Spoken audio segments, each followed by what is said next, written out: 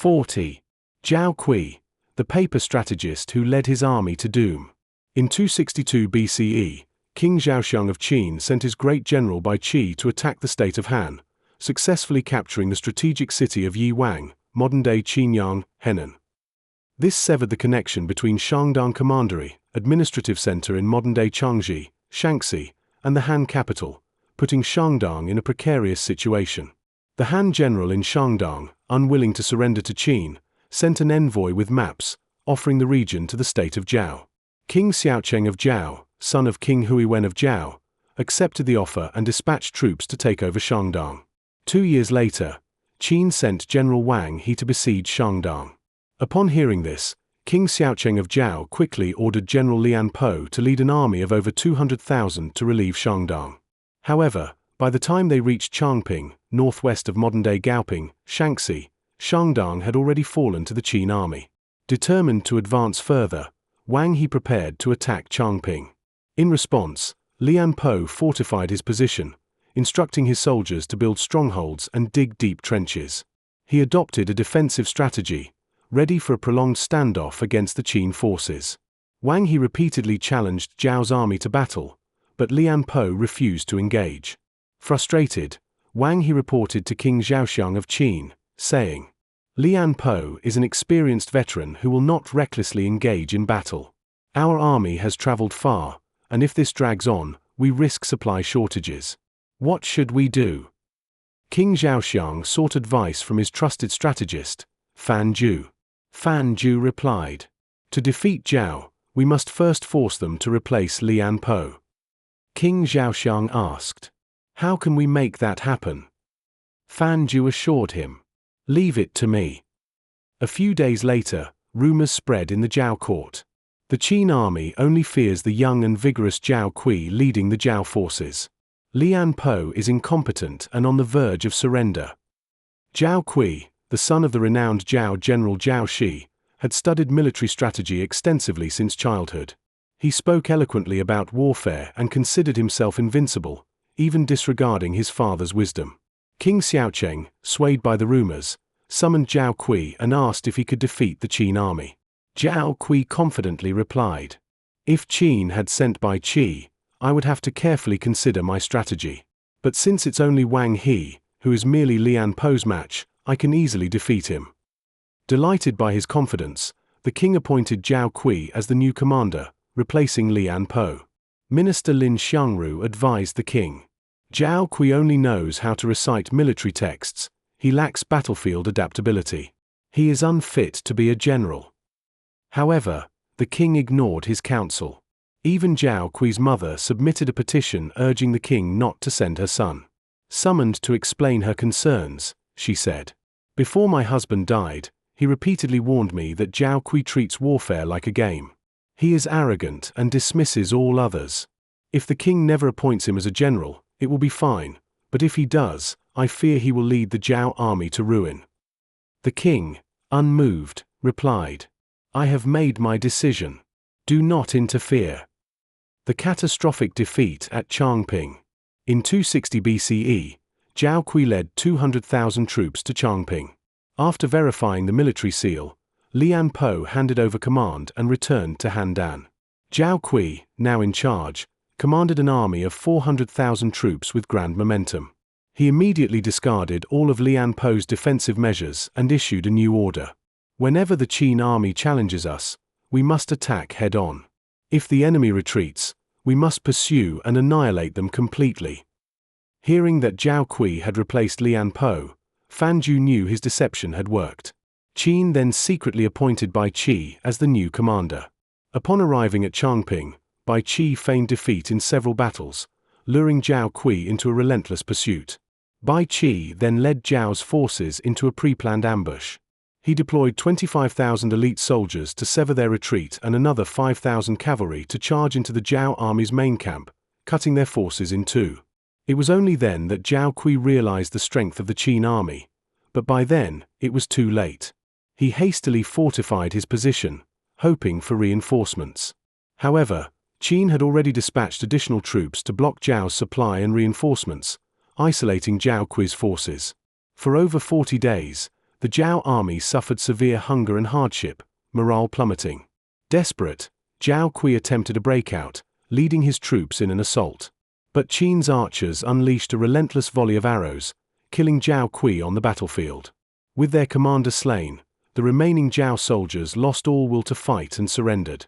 Thus, under the leadership of Zhao Kui, the paper strategist, Zhao's entire 400,000-strong army was utterly annihilated.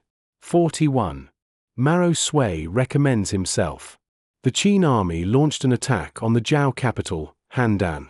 Though Zhao resisted with all its might, the devastating defeat at Changping had left the state severely weakened. In desperation, King Xiaocheng of Zhao instructed Prime Minister Pingyuan Jun, Zhao Sheng, to seek aid from the state of Chu. Pingyuan Jun, who was also the king's uncle, decided to personally travel to Chu to negotiate an alliance against Qin. He planned to take 20 capable men with both civil and military expertise. Despite having 3,000 retainers in his household, finding truly talented individuals proved difficult. After much selection, he managed to pick 19, but he struggled to find the last one. As he was growing anxious, a retainer sitting in the lowest-ranked seat stood up and volunteered. "May I fill the last spot?" Pingyuan Jun was surprised and asked, "What is your name? How long have you been in my household?" The retainer replied, "My name is Maro Sui. I have been here for 3 years." Pingyuan Jun shook his head and said, "A talented person in this world is like an awl placed inside a pouch. Its sharp tip quickly pierces through. Yet, in these 3 years, I have not heard of any remarkable abilities from you." Maro Sui confidently responded, "That is because you have only now chosen to take notice of me.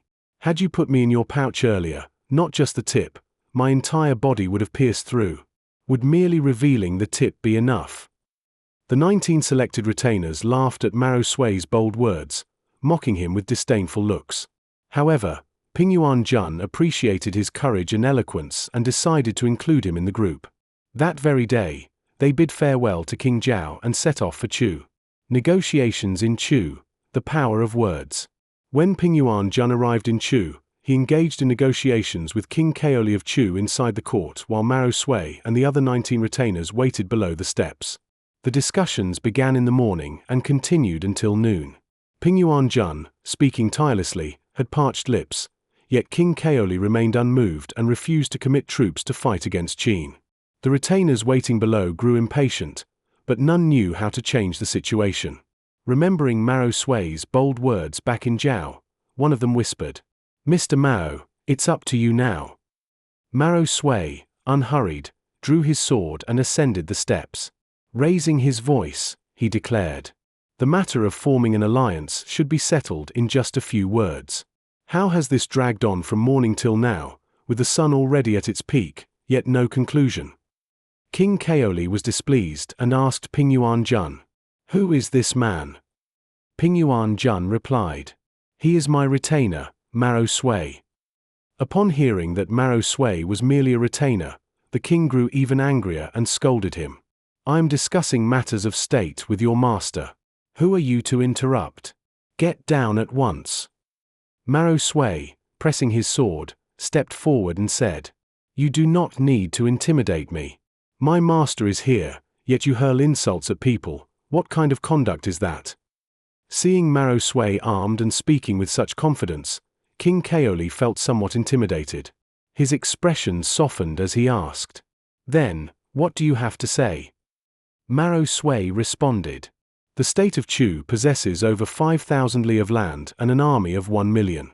It was once a dominant power. But since the rise of Qin, Chu has suffered repeated defeats, even to the point where its own king was captured and died in Qin. That is the greatest humiliation in Chu's history. Qin's general Bai Qi is nothing more than a minor figure, yet he led a force of just tens of thousands and seized Chu's capital, Yingju, forcing your majesty to relocate. This disgrace is so immense that even we Zhao people feel ashamed on your behalf.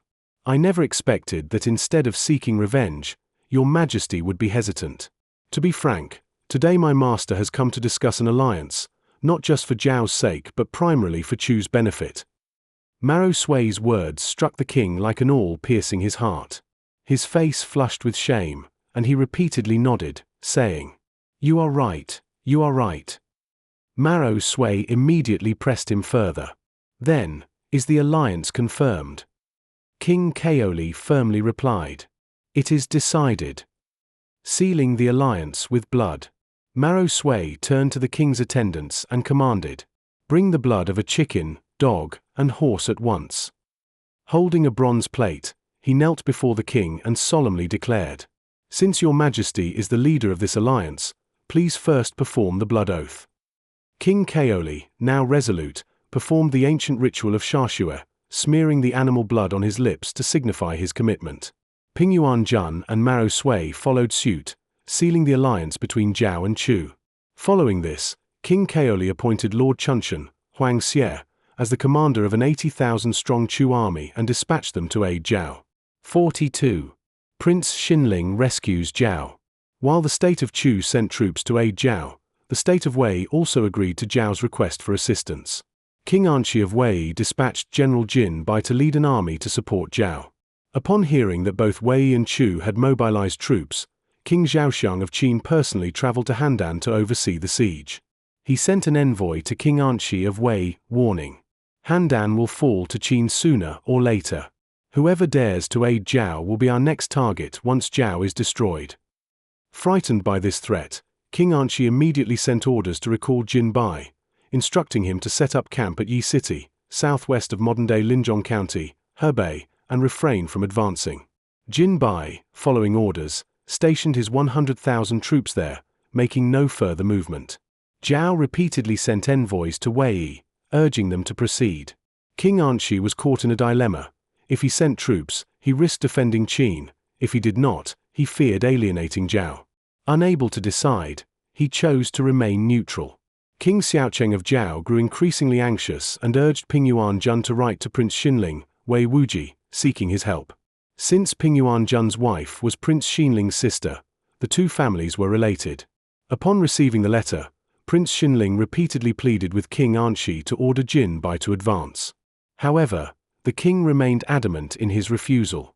With no other options, Prince Xinling declared to his retainers, "Since the king refuses to send troops, I will go to Zhao myself. If I must die, I would rather perish alongside them." Many of his retainers volunteered to accompany him, stealing the military token. Among them was an old friend whom Prince Xinling greatly respected, named Hu Ying. As Prince Xinling went to bid him farewell, Hu Ying remarked, "Marching to Zhao empty-handed to fight the Qin army is like throwing a piece of meat into the jaws of a starving tiger. You are simply going to your death." Prince Xinling sighed. "I know it's hopeless, but what choice do I have?" Hu Ying dismissed the others and said privately, "In the king's palace, there is a concubine named Yu Ji, whom he favors most, correct?" Prince Xinling nodded. "Yes, that's right." Hu Ying continued, "I've heard that the military token, Bingfu, is kept in the king's bedchamber, and only Rug has access to it. Years ago, her father was murdered, and she pleaded with the king for 3 years to find the culprit, but to no avail. It was you who enlisted your retainers to track down the murderer and avenge her. She is deeply grateful to you. If you ask her to steal the token, she will surely agree. With the token in hand, you can take command of Jin Bai's army and fight against Qin. Isn't that far better than going to die in vain?" Prince Xinling was enlightened. He immediately sent a messenger to speak with Rug, and as expected, she agreed without hesitation. That very night, while King Anshi was fast asleep, Rug secretly stole the military token and handed it over to a trusted servant, who then delivered it to Prince Xinling. Seizing command. With the token in hand, Prince Xinling once again visited Hu Ying. Hu Ying warned, "A general in the field is not bound by the king's orders. If Jin Bai verifies the token but refuses to hand over command, what will you do?" Prince Xinling hesitated, unable to answer. Hu Ying continued, "I have already thought of a solution. My friend Zhu Hai is one of the strongest men in Wei. Take him with you. If Jin Bai willingly hands over command, all will be well. If he resists, let Zhu Hai deal with him." Prince Xinling followed this advice and set off for Yi City with Zhu Hai and his retainers. Upon arriving, he met with Jin Bai and falsely conveyed King Anchi's orders to transfer command. Though Jin Bai verified the military token, he remained suspicious and said, "This is a grave military matter. I must report to the king before acting." Before he could finish speaking, Zhu Hai roared, "Disobeying the king's orders, are you planning a rebellion?" Without giving Jin Bai a chance to react, Zhu Hai pulled a 40-pound iron mallet from his sleeve and struck Jin Bai's head, killing him instantly. With the token in hand, Prince Xinling assumed command of the army and issued a proclamation. If a father and son serve together, the father may return home. If brothers serve together, the elder brother may return home. If an only son is enlisted, he may return to care for his parents. The rest will follow me to rescue Zhao. After selecting 80,000 elite troops, Prince Xinling led them toward Handan. Victory against Qin. Prince Xinling personally led the attack against the Qin encampment. General Wang He of Qin, caught off guard, scrambled to organize a defense but soon found his forces overwhelmed. Inside Handan, Pingyuan Jun saw that Wei's reinforcements had arrived. He immediately led Zhao's troops out of the city to launch a counterattack. The two forces flanked the Qin army, crushing them like a collapsing mountain. This defeat was one of the worst in Qin's history. Wang He was forced to retreat, and 20,000 Qin soldiers, trapped by Zhao's forces, surrendered. Prince Xinling's decisive intervention saved Handan and preserved Zhao. King Xiaocheng of Zhao and Pingyuan Jun, deeply grateful, personally welcomed him outside the city gates. Meanwhile, Lord Chuncheon of Chu, who had been waiting at Wu Pass with his troops, heard of Qin's defeat and the lifting of Handan's siege. With the crisis resolved, he led his army back to Chu.